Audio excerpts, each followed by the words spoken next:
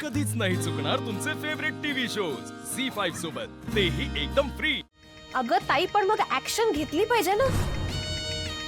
आणि हे सगळं करायच्या ऐवजी तू काय करतेयस? तुझ्या सासऱ्यांशी बोलतेयस? खरंच काही गरज आहे का ताई? मला एक कळत नाही अक्षरा, तू इतकं शांत कशी? इतर वेळेला अन्यायाविरुद्ध पेटून उठणारी तू, अगं तो बजरंग आपलं घर बळकवायला निघाला होता, त्यावेळेला तू पेटून उठलीस आणि तू त्याला सामोरी गेली होतीस, आणि आता तुझ्यावर ही वेळ आली तर तू शांत? बाबा तुम्ही तरी समजून घ्या प्लीज। आता त्यांच्याशी भांडून काहीच होणार नाहीये, भेटून बोलून गोष्टी सॉल्व्ह होणार आहेत। बाबा मला माहितीये ना, मला एकदा अधिपतींशी बोलू द्या। मला माहितीये एकदा आमचं बोलणं झालं ना बाबा की सगळं ठीक होईल। मला त्यांना विश्वासात घेऊ द्या बाबा प्लीज। तुला सांगितलं ना, तू त्या घरात जाणार नाहीयेस म्हणून। एवढं सगळं झालं तरी सुद्धा तुला हे सॉल्व्ह करायचंय? बाबा माझं बोलणंच होत नाही हो अधिपतींशी, म्हणून गोष्टी कॉम्प्लिकेटेड होत आहेत।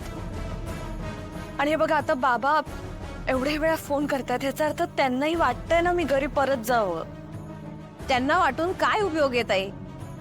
अधिपती जिजूंना थोडी वाटतंय हे सगळं? नाही नाही ओंके, मी काय आज काही येणार नाही फॅक्टरीत। का? काय झालं बाबा? अरे नाही येणार बाबा। वहिनींशी बोलणं झालं का? अरे काय तुमच्याकडे काय दुसरा विषय नाही काय? जो ते त्यांच्याच विषयी बोलतोय माझ्या संग। हे बघ, तुझं आणि वहिनींचं भांडण मिटलं पाहिजे असं आम्हाला वाटतं। त्या सोडून बाकी सगळ्यांनी वाटतंय। त्यांनाही असंच वाटत असणार। तू त्यांची वकील करायला फोन केलास का मला? अरे मी त्यांची वकिली नाही करते, पण बिन काय नाही, ऐक, ते फॅक्टरीतल्या कामाचं बघून घे, त्या मुंबईच्या टीमशी बोलून घे, आणि नवीन ऑर्डरचं बघ काय ते, कळव मला।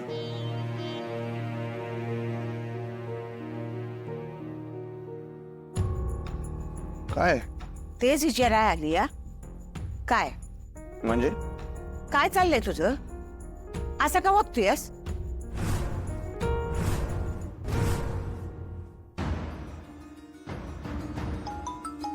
सत्य आहे। हिरा फोन दे। नाही ताई प्लीज हिरो। स्पीकरवर ठेव फोन, आम्हाला पण कळू देत त्यांचं काय म्हणणं आहे ते। हा बाबा बोला। अक्षरा, अक्षरा बाळा, मी कधीचा फोन करतोय तुला, तू फोन का उचलत नाहीयेस? मी काही नाही बाबा, सॉरी सॉरी। तुम्ही बोला ना, काय झालं? हरकत नाही बाळा, मला सांग आधी तू कशी आहेस? मी ठीक आहे बाबा, तुम्ही कसे आहात? आणि आजी? बाळा इथे कोणी ठीक नाहीये। का, काय झालं? तू नाही आहेस घरात तर आम्ही कसे असणार बाळा? आणि अधिपती तर अगदीच सैरभैर झालाय का? तू कल्पना करू शकतेस ना, तू घरात नाही आहेस तर तो कसा वागत असेल?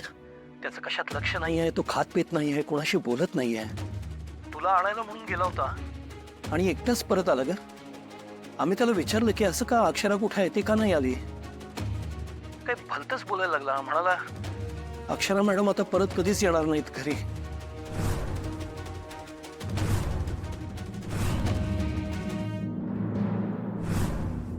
काय मी काय वागतोय?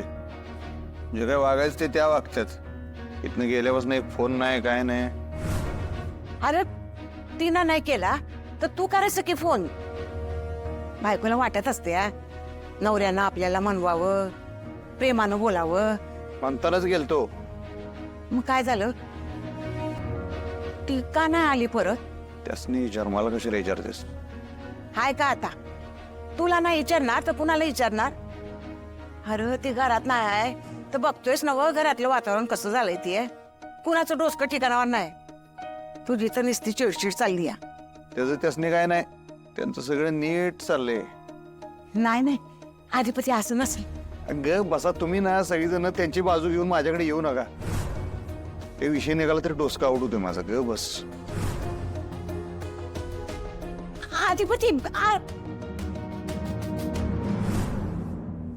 मी येणार नाही घरी परत असं म्हटले अधिपती? हो ना बाळा, असंच म्हणाला तो। अगं ऐकून धक्का बसला मला।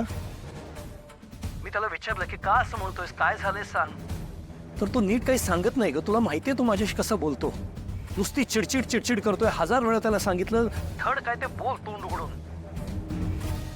पण तो काही कळू देत नाही. अक्षरा, त्याचं डोकं पूर्ण फिरलंय. तो काही सांगायला तयार नाहीये, म्हणून मी तुला फोन केलाय. तू सांग मला काय झालंय.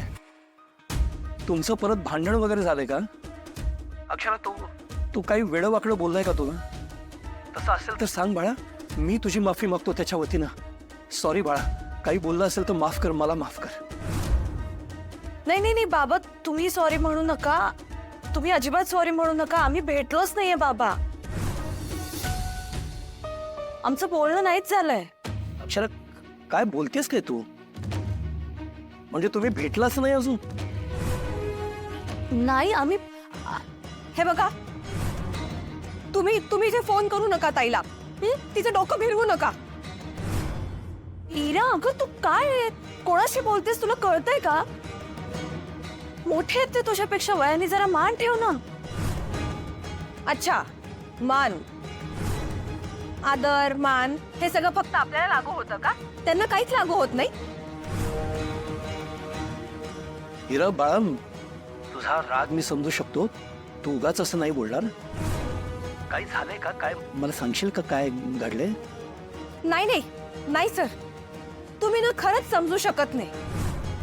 कारण तुमच्याकडची माणसंच वेगळी आहे, तुमच्याकडची पद्धत वेगळी आहे. सगळे नुसते लाऊड आहात. बास इरा. सॉरी बाबा, सॉरी. ठीक आहे अक्षरा, ठीक आहे. तुझी बहीण आहे ती, तुझ्या घरातली माणसं आहेत, त्यांना तुझी काळजी वाटणार. ठीक आहे. काय काय झालं नेमकं? आणि अक्षरा, मला हे कळत नाहीये, अधिपतीची आणि तुझी भेटच झालेली नाही म्हणतेस, मग तू हे असं का बोलतोय तुझ्याबद्दल? कारण अधिपतींना मॅनर्स नाही, ते सुशिक्षित नाहीये. त्यांना माझ्या मुलीबद्दल काहीही वाटत नाही. माझी मुलगी काही रस्त्यावर पडलेली नाहीये. दादा, माझं त्यांना ती नकोय ना, तर माझी मुलगी मला जड नाहीये. तुम्हाला पहिलं आणि शेवटचं सांगून ठेवतो, अक्षराला परत फोन करत जाऊ नका आणि तिला तुमच्या घरी अजिबात बोलवायचं नाही. दादा, मी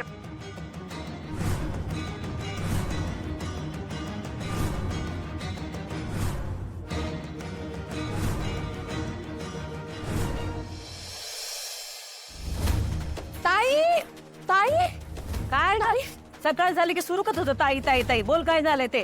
ताई, अधिपती. काय झालंय अधिपतींचं?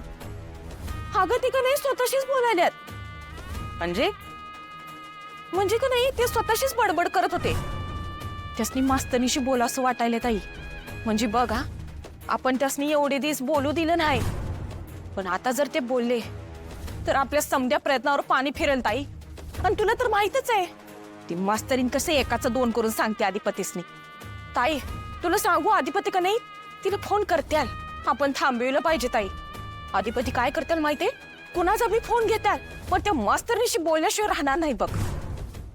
झी5 ॲप डाउनलोड करा आणि पहा सर्व एपिसोड्स एकदम फ्री.